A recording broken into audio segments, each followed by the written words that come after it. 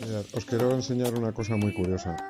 En Francia hay uno, Alemania tres. Bueno, pues este es el espacio aéreo